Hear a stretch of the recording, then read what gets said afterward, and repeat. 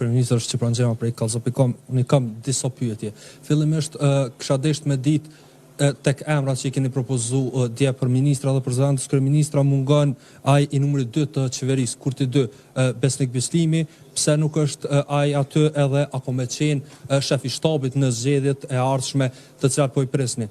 Po ashtu aty kemi parë që mungon Arbiena Gavsi, Rozeta Hajdari, por edhe Hysen Durmishi, pse mungojnë është çështje e performancës së tyre. E kemi po që edhe Donika Grvalla Shfarc, e cila ka qenë ministre punëve të jashtme, nuk i është besu përsëri kjo ministri, cila është arsyeja.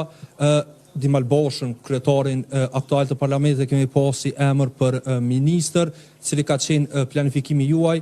Po ashtu kryeministër, nëse kthehemi në retrospektiv, njërin prej premtimeve që keni pasur ndoshta në 2019 ka qenë me i pas veç 12 ministri, kësaj here e pom që urret nga 15 në 19 ministri propozimi, çka ka qenë ideja, edhe ka kjo implikime të tjera buxhetore, edhe e fundit që po të më ditë se mos gabovesha përmendet edhe SBA-t gjatë fjalës suaj, cili është plani juaj për kthimin e dialogut strategjik. E thash që është e fundit, po e shtoj edhe një, a keni pas kohëve të fundit ndonjë takim me Ramush Haradinajn për koalicion, sepse e përmendet LDK-n edhe nismën, po ashtu që me PDK nuk do një koalicion, po me AK-n a keni tentu me pas takime edhe me formu koalicion. Faleminderit. Së pari të gjithë emrat të cilët janë propozuar për dikasterit qeveritare janë rezultat i analizave tona të brendshme, dhe emrat e përveçëm nuk janë rezultat i ndonjë vlerësimi apo mos vlerësimi, po janë kryekëput çështje e fazës që na pret për planet dhe programin tonë. Rrjedhimisht të këtilla plane kemi edhe për emrat e përveçëm që u thanë këtu, për zonën Arbiena Gavsi, për zonën Rozeta Hajdari, për zotëri Besnik Bislimin. Ne do të jemi bashkë në këtë ecjen tonë, por kush, ku edhe kur, këto janë diskutime të cilët edhe njëherë për i theksoj, nuk kanë të bëjnë me vlerësimin ose mos vlerësimin tim, por me fazat që na presin. Kemi pas ndërrime të dikastereve, ndërrime të pozitave, dikush që ka qenë deputet është bërë ministër, e kështu me radhë, do të thonë absolutisht nuk bëhet fjalë për kurfar gjykimi ndëshkues të asaj çfarë kam prezantuar unë dje. Ndërka që më duhet të them që për kryetarin e kuvendit Dimal Boshën, gjithmonë e kam paramenduar atë në ekzekutiv. Pra për kurti 3, unë kam menduar që Dimal Bosha duhet të vijë në ekzekutiv. Dhe ju e dini shumë mirë që propozimi i lëvizjes vendosje për kryetar kuvendi ka qenë gruaja më e votuar në këtë legjislaturë, Albulena Azhiu. Meqense u bë pamundur të ecim përpara me Albulena Azhiun dhe në ndërkohë në erdha gjykimi i gjykatës kushtetuese, gjykimi i saj i cili ishte për bindjen time të vazhdueshme i çuditshëm, ku thuhet që duhet të provosh 3 herë, atëherë ne filluam të provojmë emra të tjerë. Dhe edhe aty nuk është mirë të nxjerrën konkluzione se dikë që e propozuam nuk e donim në qeveri, apo dikë e ndëshkuam, apo dikë e lavdruam. Në fund u votua Dimali, unë besoj që Dimali e bën shumë mirë punën si kryetar kuvendi, gjatë kësaj periudhe, e cila është rreth 2 mujore apo jo, nuk kam asnjë vrejtje për punën e tij, edhe duke qenë të njëjtin subjekt politik si jemi ai dhe unë, por besoj që vlera e tij e madhe një mend do të ishte në ekzekutiv. Mirë po, ajo çfarë ne besojmë, dëshirojmë, dhe ajo çfarë realizohet shpesh herë nuk përputhen. Prandaj edhe dje ishte shansi që Dimal Basha të vije në ekzekutiv, mirë po duket që po e duan aty. Ishte shansi që të përfundoj edhe ky mandati i kurtit 2.5, si ta quajmë tash, edhe kjo nuk u shfrytëzua. Tash jemi në këto pozicione siç jemi, por edhe një herë po e potencoj që harmonia e brendshme në lëvizjen vetëvendosje, në kabinetin tonë qeveritar, kur nuk ka qenë më e madhe se tash, përkundër emrave të cilët janë ndryshuar, për shkak se për neve është i njëjti program i së njëjtës kauz. E njëjta vlen natyrisht edhe për zëvendës kryeministrën, e cila unë synoj të jetë po ashtu në atë pozitë, zonja Donika Garvalla, e cila ndron dikasterin ekzekutiv, por jo edhe pozitën do të jetë zëvendës kryeministrja ime e dytë herë do kur që e votojmë qeverinë.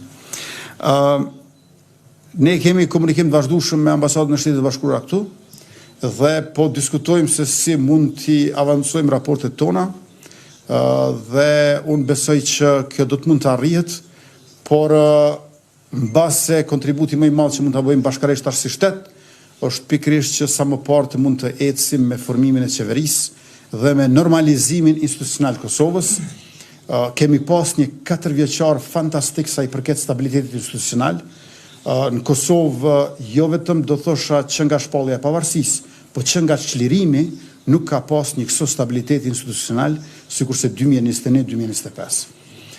Viti 2025 ka pasur ngërçe dhe sa më parë që dalim prej këtyre, unë besoj që edhe gjëra tjera si puna e dialogu strategjik do të mund të avancohen. Unë kam pasur takime dhe kam synuar takime vetëm me Lidhjen Demokratike të Kosovës dhe me Nismën Social-Demokrate. Kam besuar që me udhëheqjen e re të LDK-s ne mund të bëjmë një koalicion.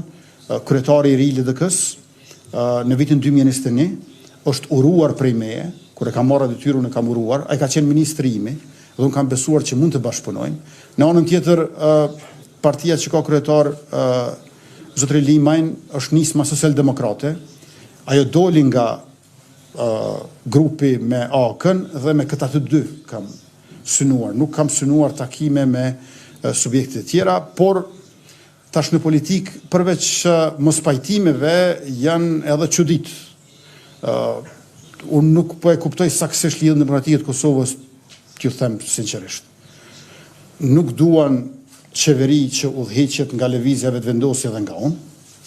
Nuk duan ta formojnë qeverinë e tyre me partitë të tjera opozitare, por insistojnë disa zgjedhje të reja ku përsëri do ta përsërisin atë sloganin që ne dalim të parët, por nuk dalim të parët. Domethënë, është një çike çuditshme për mua kjo sjellje. O bë koalicion si i treti me të parin, o bë koalicion me dytin kundër të parit, ama diçka duhet bësh. E tash kjo ka shkuar shumë larg. Një herë kisha përshtypjen që me të vërtetë ndoshta kanë me mua personalisht. Thjesht s'duam që Albin Kurti të jetë kryeministër, edhe kjo për neve është e panegociueshme, e paimagjinueshme. Mirë, po kur po e shohim tash para balotazhit, ata janë kundër edhe liderëve lokal të LDK-s që po duan të bashkëpunojnë me vetëvendosjen. Mirë, Albin Kurti nuk bën për kryeministër të Republikës, po pse nuk bën Sulejman Meholli për kryetar të VShtR-s? Domethënë, tash po na del që nuk është problemi vetëm me mua. Problemi është komplet me fituesin e zgjedhjeve që i ka marrë afër 400.000 vota. E tash, unë nuk jam penduar që kam provuar me këto dy subjekte të bëj koalicion qeverisës, sepse tjetër çka nuk mendoj që është mirë për shtetin, nuk është as i përshtatshme për neve, por po them edhe një herë, përveç mos pajtimeve, kemi edhe sjellje të çuditshme të cilat nuk dim edhe me tamam si t'i kuptojmë. Dhe krejt në fund është çështja e rritjes së numrit të ministrive. Unë besoj që do të rritej efikasiteti në bazë të përvojës që kemi. Më duhet ta pranoj, më mirë është Ministria e Punëve të Brendshme të jetë ndarë prej administratës publike dhe është e rëndësishme që me administratën publike të jetë digitalizimi. Janë bërë punë të mira, por unë besoj që në mandatin e ardhshëm Ministria e Punëve të Brendshme ndaras për Ministrisë për Administratë Publike dhe Digitalizim do të ishte efikasitet shumë më i madh. Njësoj vlen edhe për infrastrukturën me transportin në njërin anë dhe për planifikimin hapësinor dhe mjedisin në anën tjetër. Gjithashtu vlen edhe për Ministrinë e Financave, ku familja dhe mirëqenia sociale, përkatësisht transferet, është më mirë të jenë të ndara prej Ministrisë e Financave, e cila është një ministri gjigande, shumë e madhe, por besoj që nëse do të ndashin në dy ministri, ku në njërën anë ta kishim hekuran Muratin, e në anën tjetër Andin Hotin, gjërat do të shkonin edhe më mirë në fazën e ardhshme, ku natyrisht dimensioni social i qeverisjes sonë do të forcohej. Ne jemi qeveria e parë e cila rritjen ekonomike nuk e ka mbajtur për shtet, po me krejt çfarë ka ditur e mundur është kujdesu që ta shpërndajë në shoqëri.